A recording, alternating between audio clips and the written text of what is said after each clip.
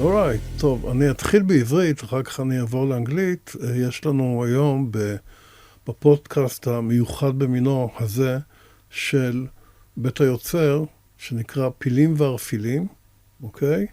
יש לנו אורח מופלא ונפלא. לפני כן אני רוצה להציג את יניב גריידי, שגם עושה ביום וגם עורך, וגם מקליט אותנו וגם מנגן איתנו כשאנחנו ברי מזל במיוחד, על טופים וכל מיני דברים משונים אחרים. היום יש לנו אורח של כבוד, סטיב. אוקיי? את סטיב אני מכיר שנים ארוכות, לא רק מהאקדמיה, אלא גם מיצירות שתמיד הקשבתי להם, חדשן גדול בהרבה מאוד תחומים, גם בתחומים של ניסויים סונוריים, גם בקונצרטים חדשים ומחודשים וחדשניים. פיגורה מאוד חשובה בשדה הג'אז המודרני, זאת אומרת פרי ג'אז כמובן, אבל פרי ג'אז תמיד כשאומרים את זה, זה נשמע קצת כזה מצחיק ושטחי, כי זה עולם עצום ויש בו המון ממדים. אוקיי. So, I was trying my best in Hebrew, and now I'll try my best in English. So, it's great to have you here. Oh, it's great to be here. And, I know that you guys have, a long history together. I would like to hear about it. That's like it made me curious because you were talking and you just mentioned we guys go way back, and I got like, oh wow, yeah. I would like to know what's going on in there. That's one thing. Secondly, I think that you are one of the best composer / organizer / players. You do it all in one, in a very, very fine, distinct way. I mean, I remember that you were actually succeeded to gather like 1,000, sax players or some crazy stuff like that. I would like to hear about that too. Okay? And also, you have both horn and a stone in your name. Okay? I don't know if anybody have told you that, yeah. But I'm telling you that. So that means a lot too. Steve Hörnstein, okay, which is horn, and Stein is, as we all know, it's a stone in German, or Yiddish, or whatever it is.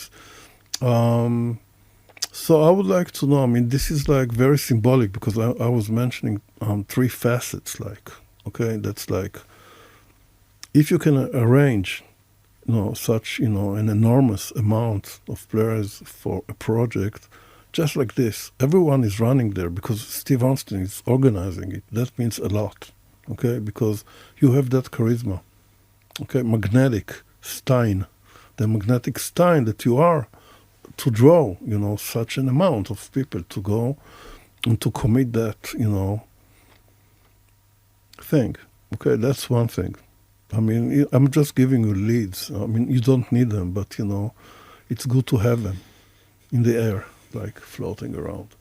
And then I was impressed, heavily by, innovative stuff that you're writing, which is, it's incomparable because it's nothing like anybody ever done, to be honest, okay? Especially the saxophone music that you do is like, it's out of this world, seriously, okay? Thank you. Yeah, it is. I mean, I'm just telling you in case you don't know. That's what it is. And then another thing is that, I mean, I met you through a lot of academic activities. And I know that you're very famous and that you're lecturing worldwide. You just got back from New York. No, I'm going, actually. Oh, you're next going week. to NYU and Brooklyn College, is it? Well, no, I'm doing a concert, I guess, in my honor in one of the performance spaces in Brooklyn. Wow. But some of the great musicians, in New York, and some of them are from abroad. Yeah. And the piece is 90 minutes, and I'll be conducting in what I call kinetic conducting. Yeah. And I've built on various inspirations in my conducting. Yeah. Which brings me to maybe a starting point. Yes. To say that, I was privileged to be a faculty member in the Black Music Division at Bennington College, which was started by Bill Dixon and hosted many, many great players. Yeah. And I learned a way of doing music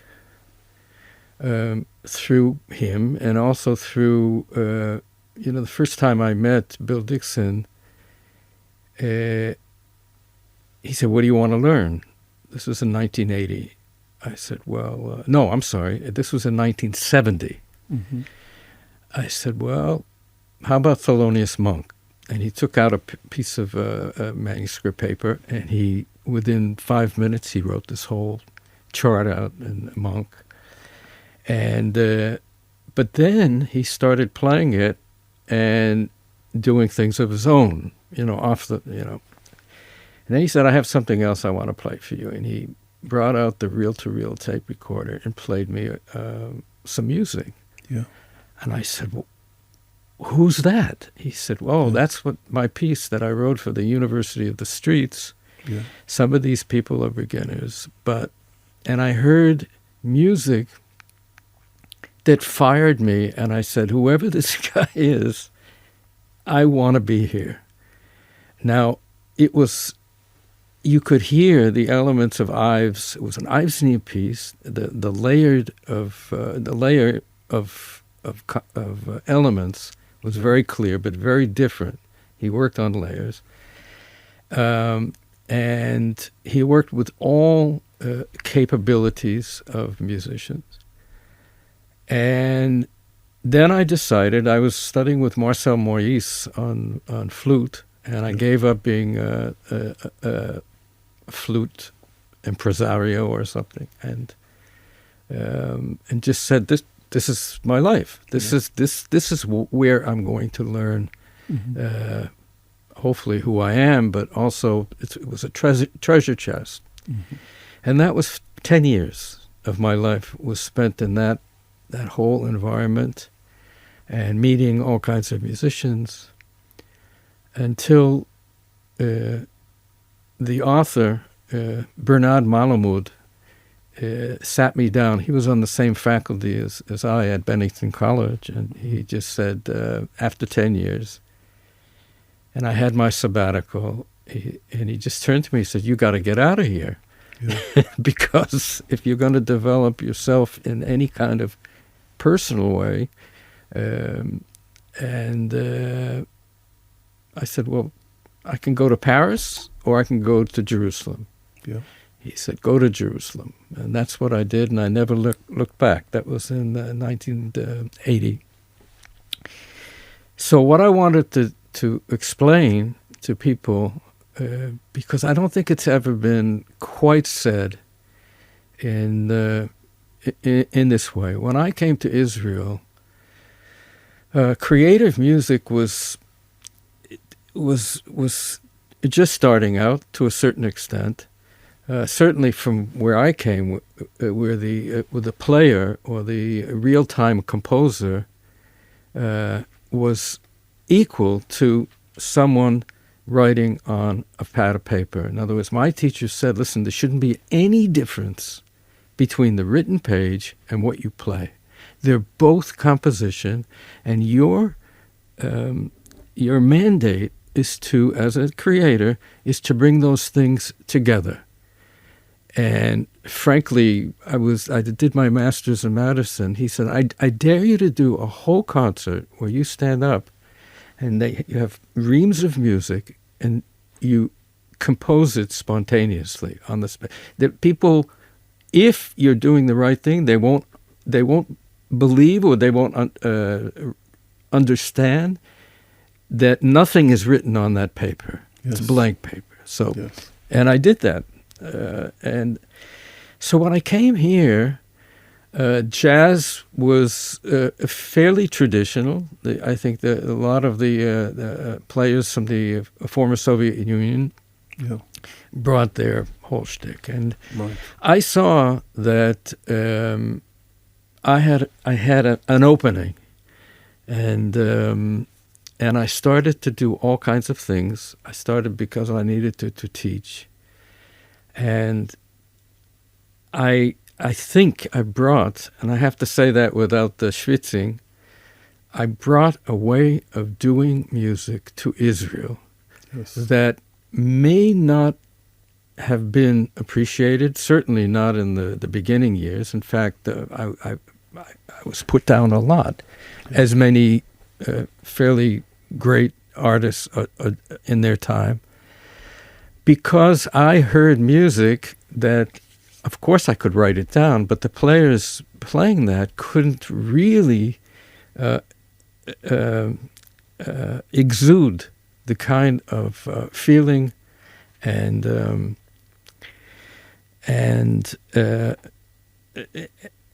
confidence and expression that I heard in the United States. I had to start from scratch. Mm-hmm. And I think that now, how many years later is it? 50 years later, you will see a lot of so-called classical composers now entering into that real-time composition field and mixing it with notation. Mm-hmm. And those people were the same people that were critical, that didn't quite let me into their corners because they didn't understand it. And you can look at great painters, and they went through very similar. Of course, if they had people that supported them with grants, like Jackson Pollock, or like Mark Rothko, and so now I'm sitting on my throne and looking myself in the mirror and saying, you did it. You brought this way of doing music. You educated generations of youth who who became very well-known musicians, and as you know, the great teacher teaches with the expectation or the possibility of his students surpassing him or her. In other words, and my students, to some degree, surpassed me, and I was elated at that, and they've gone to create amazing things, and I'm satisfied, but that's the way I wanted to start it. Now, what were the mechanics of all that kind of composition? It has to do with the left and right side of the brain. That most players play with the left side of the brain, the rational, the changes, the things that people know and have taken from Charlie Parker and have taken from, versus the right side of the brain, which is intuitive, and it's basically hearing something and replicating it in real time. You hear and you hear and you play, or you hear and you conduct, or you hear emulating. Yeah, and then my teacher said, "Listen, what you want to aim for is that your written music on the paper is indecipherable from this other modality of composition." Right. And that's what I brought to this country, and I think it's blossomed, and I paid the price for it, because when I came here, I was a maniac. I was so passionate and getting my ideas out. And I ruffled a few feathers. I didn't know. I mean, I found out teaching students in the Jerusalem Academy in 1981. I went in there acting like I was Bill Dixon. I was like, and he was like a Zen master. And one guy, they had just gotten back from Lebanon, the Lebanon War. And one of them took me aside. He said, listen, man, זה לא עובד. אתה לא יכול לדבר איתנו ככה. You can't talk to us that way, and you can't act. We just came from a war. All we want to do is learn music. Yeah. So, cut the shit out. And I learned and in Tel Aviv University, when I tried to talk in Hebrew and the students were laughing, that's when I knew that I had problems. So, anyways. Yeah, but I hear what you're saying. I hear you. Loud and clear. But I think that this is like probably, let me see the way I see it, or, correct me if I'm totally wrong. I think that this is like an observation of the differences, okay? Yes. And I know them because, I grew, halfway here and halfway, in the States, although I sound absolutely Israeli, especially in English. But I think that, this is, some things that I know about you, and I can tell you, okay, that even though, this guy was like, trying to, to establish some difference, actually, I think that you're well known for being very, unique, and I think that that's my guess, that's my guess, that 90% of the times people just allowed you to be Steve Hornstein, all the way, okay?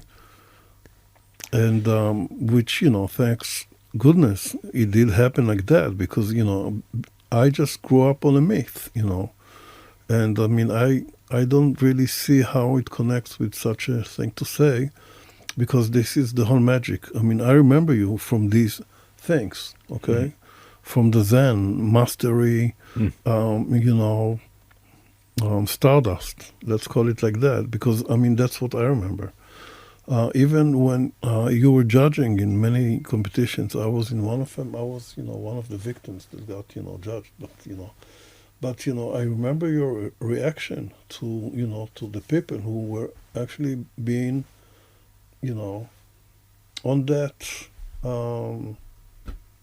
fine wire of being executed, by words. I mean, but you were always, very gentle towards everybody. I remember that. Very energetic and positive, very encouraging and very loud about it, which was absolutely fascinating, because that's like, wow, he liked it. I remember, because I brought a string quartet that played exactly 20 seconds, okay? And they came, they put it, they played, and they went, okay? And they had T-shirts and everything was organized. I said, wow, man, what was that? And I said, okay, thank goodness. I mean, the effect worked, okay? I think that your second name is like, open-minded. That's absolutely there. I mean, this is like, I'm just telling you, okay? Now that we're past 40, both of us. Slightly. Yes. I can tell you that, even though this guy came back from Lebanon, and he said whatever he said, I mean, he said it from his, point of view. And the fact is that what is well remembered is the spirit and the creativity and, and the, maybe oddity even, but it doesn't matter. It's all good stuff. It's all good stuff because, uniqueness, that's it. I mean, basically, and I know that Danny Adler was here before, and he's very traditional, but he's very creative. And he's like breaking, the glass ceiling and stuff all the time, because he's also a computer engineer, and he's doing all this kind of stuff. And you guys are very similar in that, that you are very well rooted in the tradition, but on the other hand, you're breaking, the frames, as we say, and you are aiming for touching the, glass ceiling, and at least to kind of know where it is, So this is like, this is another thing that I wanted to talk about in short, because I think that I just, for myself, I would like just to get a perspective. Okay, I remember also conversations that we had, both of us, you and me. And you said, very deep stuff. You said that on one hand, you deal with students very individually. You see who they are. Yes. You can see right through them. Yeah. But on the other hand, you're very, persistent in giving the the tradition nevertheless, because it won't happen without it. So that's like a very fascinating path, because it's like in between, kind of like very, very far away, pathways, but on the other it's pretty much the same, but it's not yet again. So this is like very philosophical, but it's very practical. So this is, the question is, what's your take on that as far as pedagogy?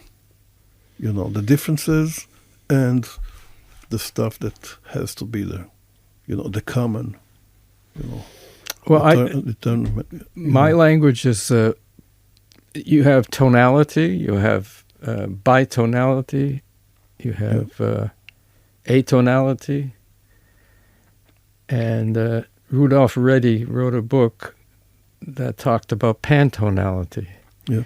That's my language. Okay. That I still believe the way there's so many planets in the sky, but they have gravitational centers, and they can all coexist.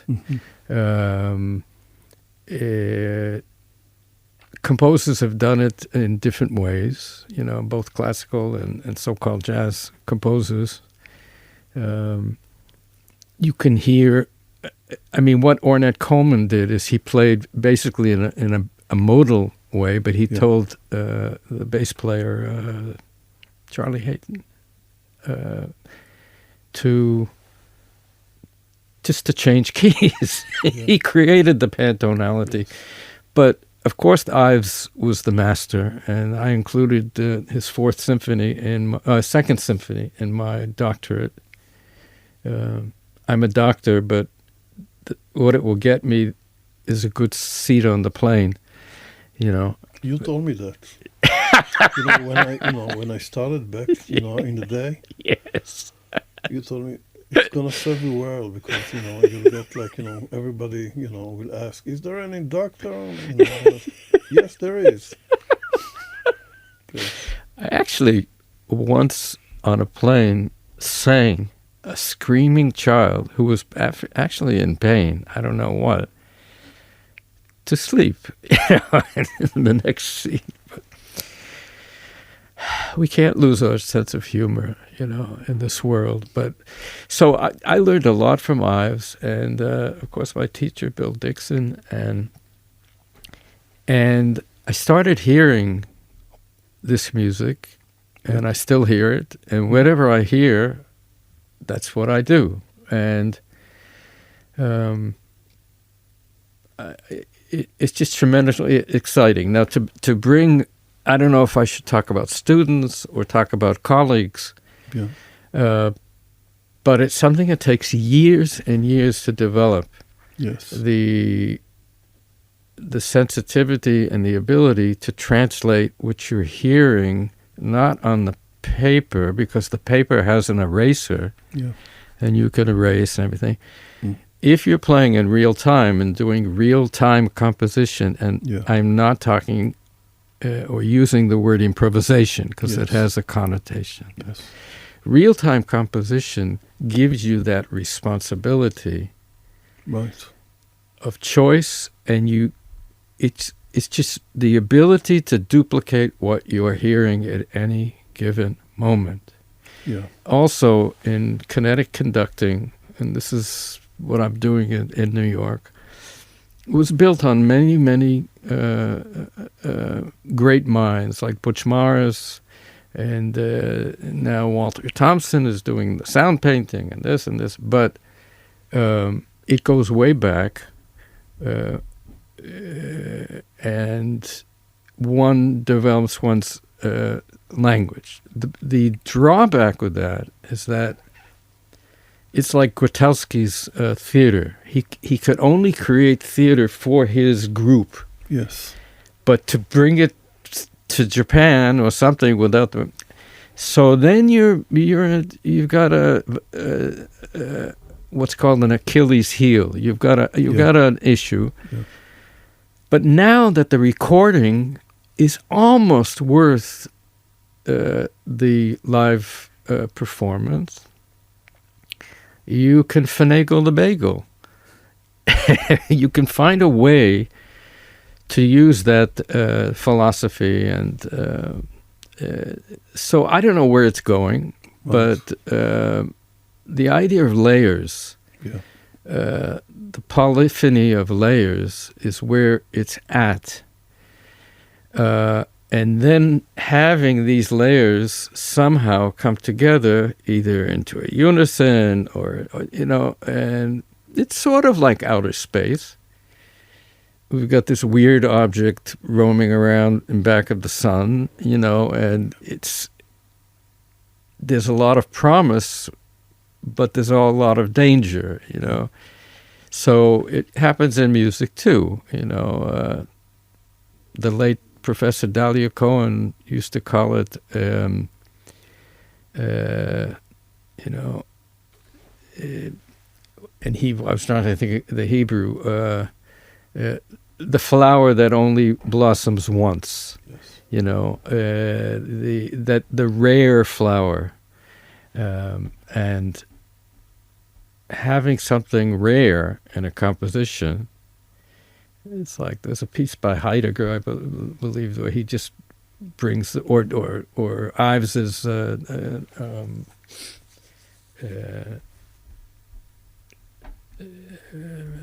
what was the name of the piece?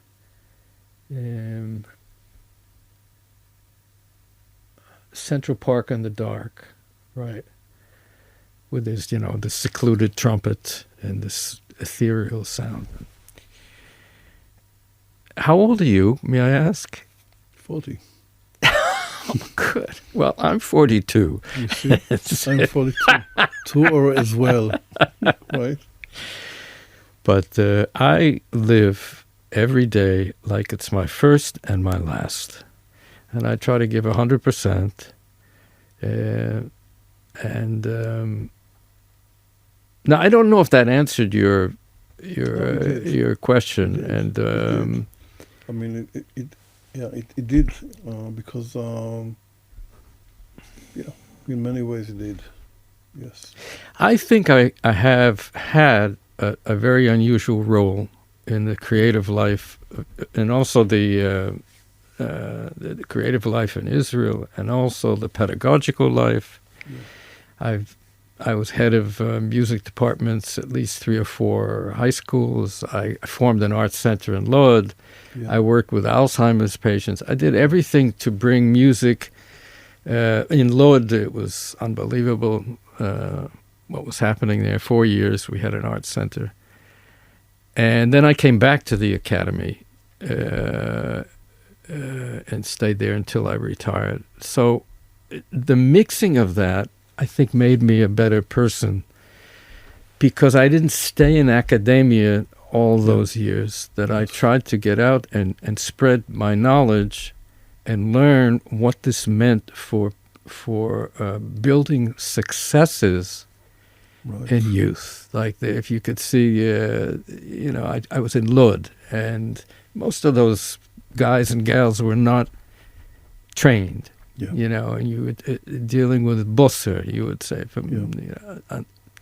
So now I look back, and the music is very important, and I am doing my archaeology, and I still want to become a professor. It would be nice, but my grandmother used to say, "You be a doctor, a lawyer, and you marry a nice Jewish girl." Her name, we called her Mata when I was early teens. And I said, "Well, yeah, but I want to be a musician." "Oh, that's nice, too. But you'll be a doctor, a lawyer, and you marry a nice Jewish girl." She insisted. She insisted. And, I'm trying to be positive here and just say that the people that have come through my door, I'm going to see many of them in New York. They're in New York, and it brings great happiness. Steve, can I ask you to play some music for us? Okay. Yes. Where? Here? Here. Now. Okay. So we have to do the technical shtick. That means that we'll... I think there was so much I didn't talk about, but... Really? I mean, that's like... maybe we'll go for an additional meeting. The interview is not over. You can still talk about some stuff. Right, but we are pressed time-wise, but... maybe we can do a second chapter. We will do. I think that it will be great because... Or let Michael Klinghoffer wait 45 minutes, the way I did. You want it? It's not that. We call it a piece. It's not that. It's not that. It's not... It has nothing to do with that. Yeah. Why? Because I'm not doing a good job? Or? You're doing a great job, but sometimes we feel that people it did happen. With some people that we actually went for second chapter because it was needed. It was too much to cover. In one it chapter. just it was just Yossi Levy, guitar player. He came here, he played, we talked a lot, and we everybody felt that it wasn't sufficient as far as what he delivered, and and then we decided that he can come back whenever he wants, and bring some more topics. It's absolutely okay, and then what we do is we put these 2 chapters consecutive, and it makes total sense. It's all good. I don't know if I'm going to be able to come back. Yeah, okay. We'll see. It was quite a schlep getting here today. Where are you coming from? Huh? Jerusalem, right? Jerusalem, yeah. Because what we can do is the second part we can do in Zoom. Or we can go to Jerusalem. We can go to Jerusalem. We'll go. No, if I get a heavy date here in Tel Aviv, then I could definitely. Yeah, or we can come, both of us. I live here. I will. Yeah. I don't mind. I know. I will You've drive. gotten younger. You think so? Yeah. He didn't say it to me. Actually, I just came here to clarify one thing that you said about the glass ceiling. Yes. As a student of Steve. Yes. From my perspective, we didn't break any glass ceiling. What Steve was doing was not breaking the glass ceiling. He was burning the floor for me. Yes. It felt like if somebody took something that we were standing on and we discovered a whole new land to walk on. Interesting. This was the feeling for me. It wasn't about the ceiling at all.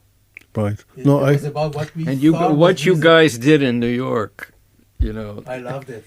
No, but we were all staying in the same hotel, and people were standing guard. You did the Keith Moon thing, right?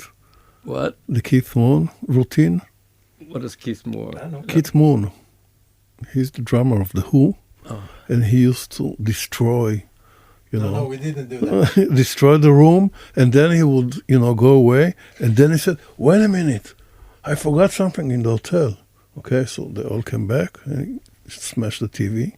He forgot to smash the TV, okay? And then they all left, okay? That's The Who. Nothing was smashed. It was, I created energy, Right, platforms of energy yes. on purpose, and I'm still doing that, but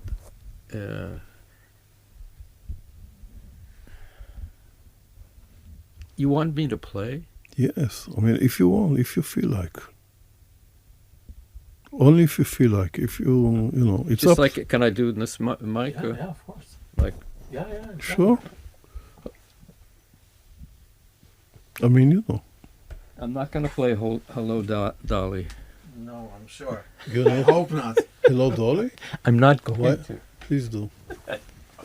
That's my favorite song. You heard him. I mean, come on.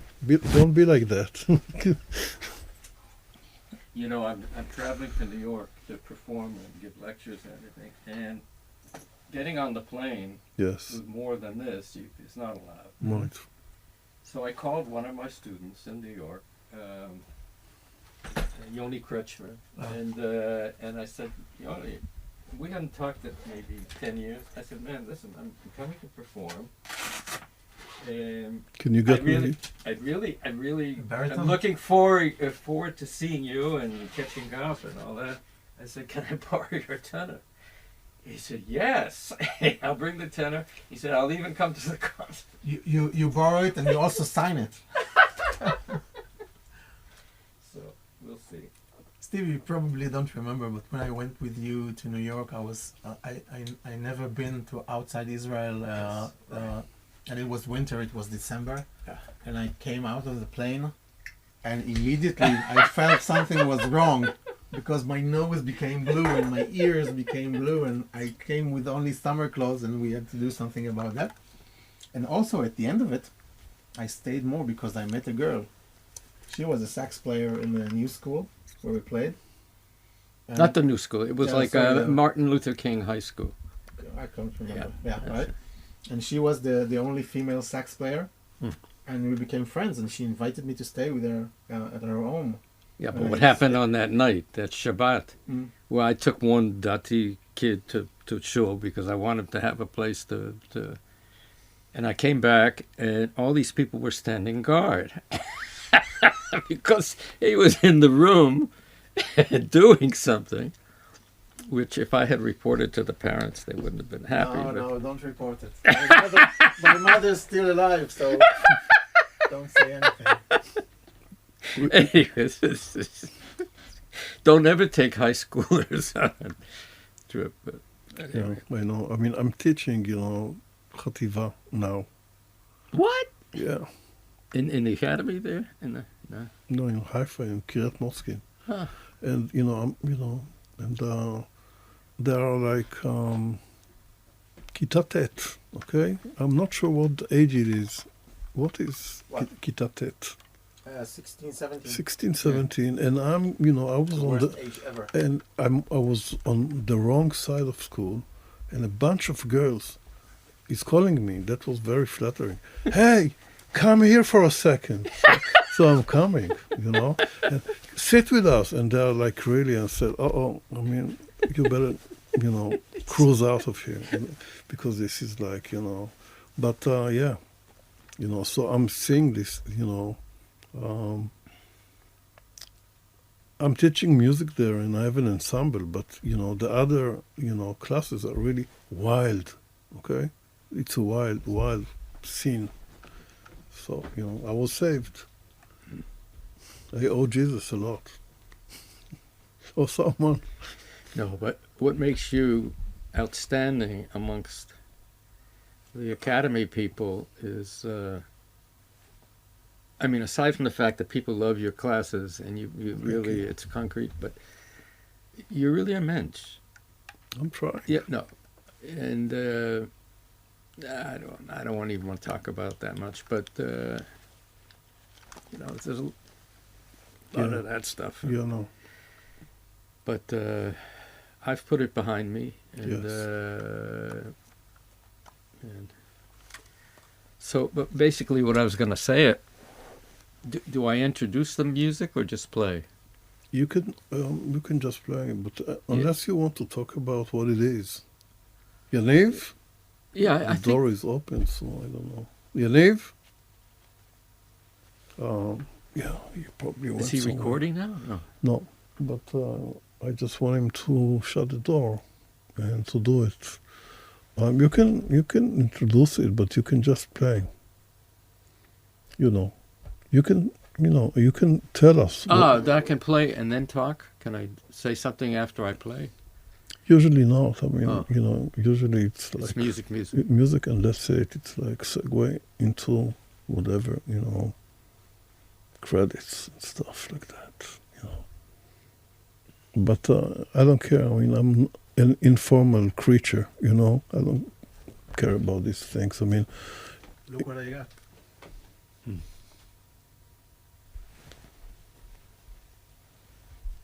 Yes. You're Steve. Yeah. That was an experience. And the guy next to me is a trumpet player that's going to be in my piece in New York. Maybe you can talk about it. I leave it here. Okay. Towards the end of the interview. Yes, okay. So now Steve is going to play, and I mean, it's up to you if you want to introduce it or just go for it. It's up to you.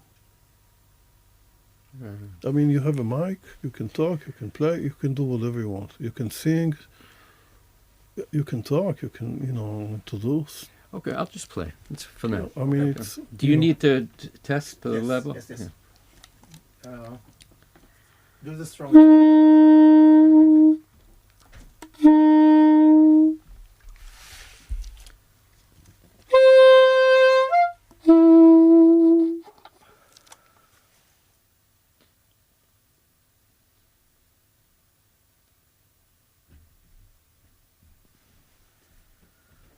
Okay, I got it.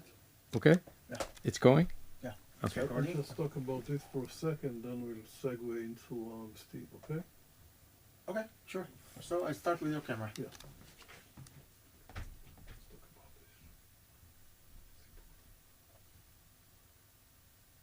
Okay, so I'm holding here a piece of history. Billy Dixon, Italy, Volume 1. This is an album that actually we can see Steve right here. Steve right here and here. And the other personnel is Bill Dixon on trumpet and piano, Arthur Brooks on trumpet, Stephen Haynes on trumpet, Steve Hornstein, tenor saxophone, baritone saxophone, Freddie Waits on drums, and Alan Silva, double bass. So check it out, because this is like, a glimpse into history. We were mentioning it before, but it's very much of an honor to actually hold the album that made history with our Steve. And now Steve is going to play for us, which is absolutely fantastic.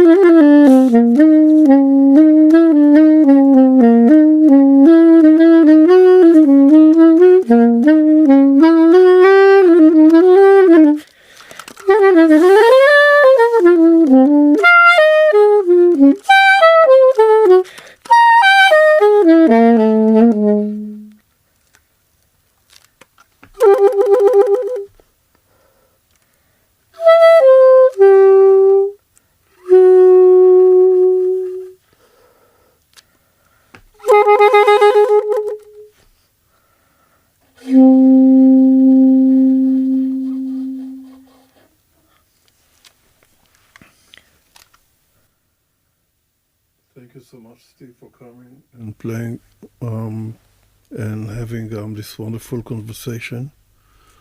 And I believe that we are aiming towards part 2, which will be attached to this part because we just barely scratched, the material. I mean, I feel there is a lot, more to talk about. So thanks for part 1. Okay. And see you very soon. Okay. Thank you very much. אוקיי, אני חוזר לעברית. אני מבקש מהצופות והצופים לבדוק קצת את הפרקים הקודמים שלנו, להיות איתנו בקשר, מה שנקרא, וגם לבדוק את כל הקטעים והפרקים שעתידים לבוא, בעזרת השם, כמו שאומרים. ותודה לכולם ולכולם שצפו והקשיבו. היו ברוכות וברוכים, וכל טוב.